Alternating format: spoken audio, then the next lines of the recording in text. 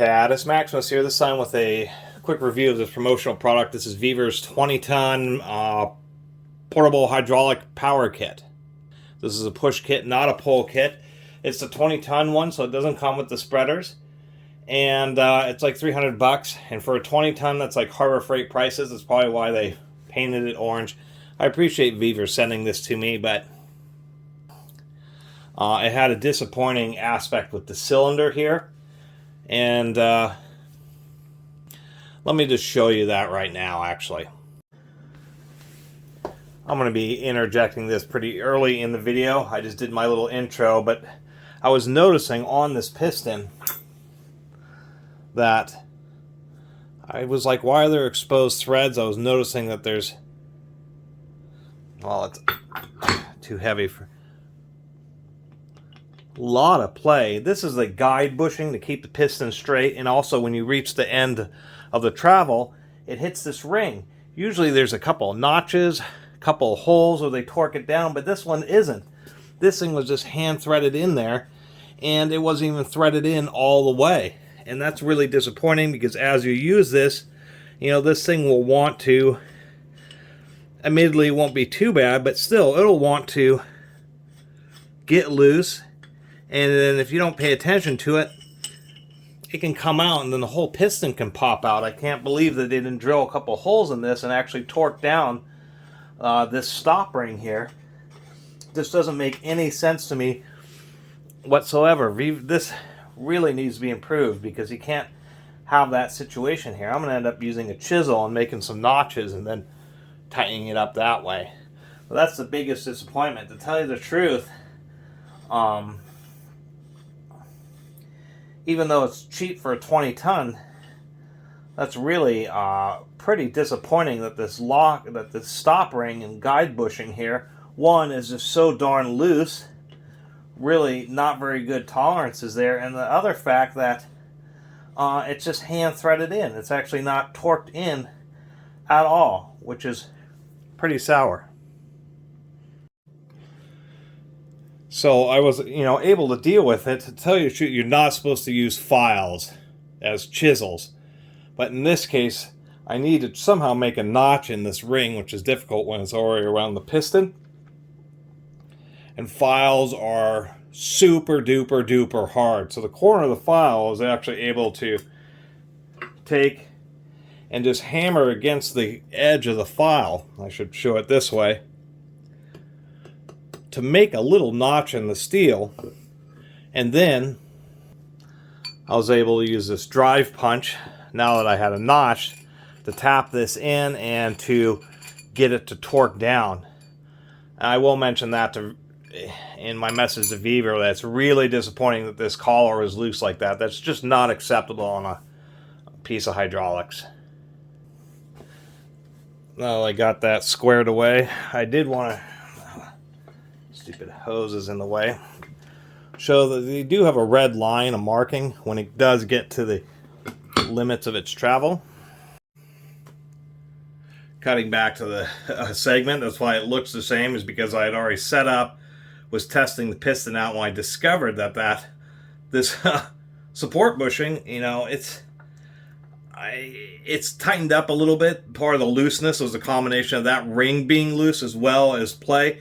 Now that bushing is tightened, I'd say the play is about normal. Super disappointing. Do not know why they didn't drill a couple holes or 3 holes in this stop bushing and the support bushing so they could be torqued down. As you saw, I had to use a file, something hard that I could get a notch in there, and then be able to hit it with a drive a chisel to turn this until it actually torqued down. I couldn't believe it was partially unthreaded. Surprisingly enough, this doesn't seem to leak. I put it in my press frame here. This is actually a manual materials tinsel testing frame. And that's primarily why I took this as a promo product, because there's many times in which those big plates, I just am stacking sockets and I just don't have quite the same reach as just being able to put this piston in there. That frame is super heavy duty, and I really pumped this up to a lot of force, so I'm not experiencing issues leaking, although that's one concern.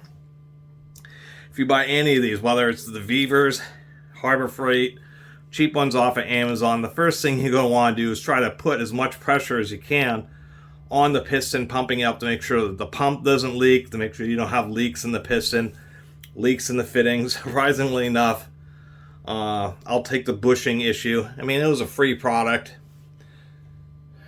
but for somebody who's going to spend $300 on one of these 20-ton sets, I could certainly understand some frustration. The other thing is that it's rated 20 tons. It is pretty heavy duty. They include a 24, 18, 12, and 6-inch. These are heavy duty machine steel tubes that act as extensions. They also include, as you can see here, 5 block adapters. The end of the piston, all the block adapters have they're kind of like hog retention rings, just like an impact wrench, to prevent them from falling out. So you can stack everything together in this, along with the, I believe they're cast steel, not cast iron, but cast steel base. We do have I guess you call this a 4-way support or block, and then a wedge type block. All this together, and you can get almost 8 feet of reach, including the 6 inches of throw on the piston.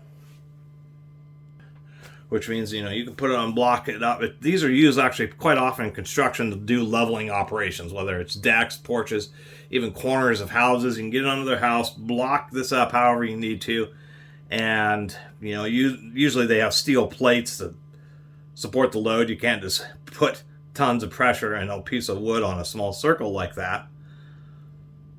Block it up, and then they can lift a house slightly off its foundations or off pier blocks to be able to shim them up and level things out, to also provide very temporary support, i.e. you use this to lift up a corner of a overhang or something like that, knock out the old post and put another post in immediately. Those are the type of situations where you'd use one of these. They're sold as frame straightening. That's commonly what they're used for. That's what these wedges are for, and what the foot is for is that you would block this up and then use it to try to straighten semi-truck frames and even more consumer level, I should say, automotive chassis and that type of stuff. And so that's where they're commonly used and sold as. Premium brands are like Enerpac is a premium brand, but this same setup, 20 tons from Enerpac, would be $2,000 to $3,000. So this is really cheap for occasional use, and for me, I figured I'd give it a shot, and found that it really is just Pittsburgh quality. But for $300, you are getting what you pay for. Even if I had to spend some time getting this lock ring dealt with, at least the darn thing doesn't leak. At least it has steel coils that have strain reliefs. An important safety tip is the 20 tons is just the hydraulic piston. When you start doing things like, adding extensions onto the end of the piston,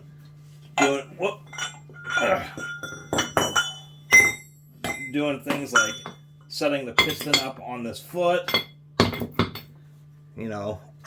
get that off of there. This little one's, there's such thick paint that this stuff doesn't really want to cinch on super well. There we go. Put some blocks in there. So you have a setup like this. As soon as you've done this, you've reduced the capacity to 8 tons or something like that. Because every time you have one of these joints, it's another place for wobble to occur. And that dramatically reduces the load carrying capacity. You're not going to put 20 tons on this, because when you try to put that much pressure, you're just not going to have it absolutely perfectly straight. And it's going to be off a little bit. And then you're going to run into issues like people have, where I think one of the biggest issues on all these, not just the Vevors, is that when they use this foot plate, it ends up cracking along the eye. And that's just because you don't have absolutely perfectly square pressure. There's a little bit of side pressure. Either this is not quite evenly supported, or piston isn't totally straight, and just puts a lot of pressure around the outside edge of this, and causes it to crack. That's why that happens. And it's something to really, really be watchful for, is when you're setting these up, anytime you're using any of the accessories and extension tubes, it only gets worse. You can stack all these extension tubes up in the base and get 8 feet of reach out of this thing.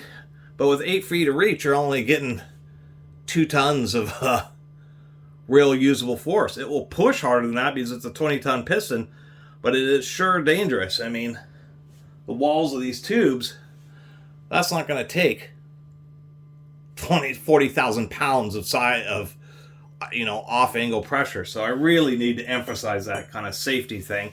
And it's why I wanted the 20-ton one, is because once you start stacking stuff up, you start dramatically reducing the load carrying capacity. And so you really want these to be much higher rated than what you think you need, because once again, when you start getting in the long reach, it turns out that what you thought was more than what you needed was actually just barely enough. I should also mention this accessory right here. This thing threads onto the outside of the cylinder, and what this is supposed to be is essentially an offset foot where you can put the cylinder on the edge of something and then push up with it. But these things are the most dangerous accessory to any portable hydraulic power set, because now, I mean, it's obvious, because now you have the load off center. And obviously that's just asking for trouble. I mean, there will be certain situations where the only way you can get it to work is to have this offset foot, but you got to be real careful. When you start applying load, you don't want to be anywhere near this setup, because if it pops out, I mean, this piston is the heaviest item. This is probably 20 to 25 pounds of steel. And if that goes shooting out of someplace, slips out of someplace, it will break bones. I also use it because it's easier to manipulate it. It provides some type of handle, which the manual shows a picture of the piston having a welded handle on it. This piston does not. So anyway, it's still a reasonable price for a Chinese 20-ton rated hydraulic power set that apparently doesn't leak, at least on mine, and does come with the proper accessories. The accessories seem to be cast and actually, reasonably well made. It's just like this issue that I showed at the beginning of the video with the lock ring. Super annoying about that. I'm going to finish the diatribe about the case. At least it comes with the steel case. I do like the fact that these are spring-loaded latches, so if they catch on something, they'll latch back closed rather than pop open. I will mention that it doubles as a shipping box, and that's really what it needed.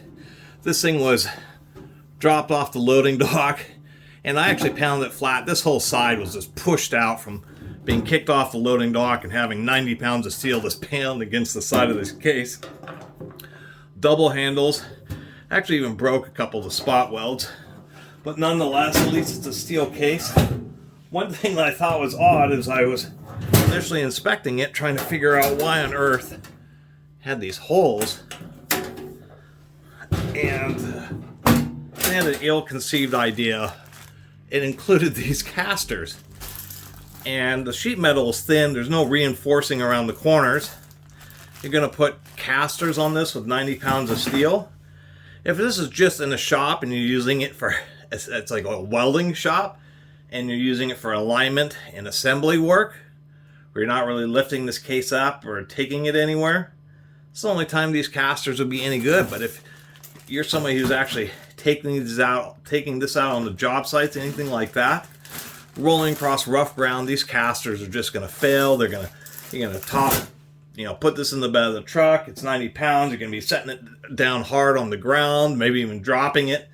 And as soon as that happens, it's just going to collapse the casters. You're going to try to be getting this across gravel and unpaved surfaces.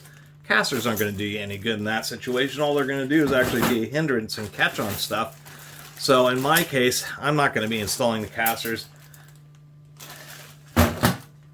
Wow. Half a washer, okay. Anyway, you're just going to be using this box without the casters, so you can drag it in and out of shelves and in and out of truck beds.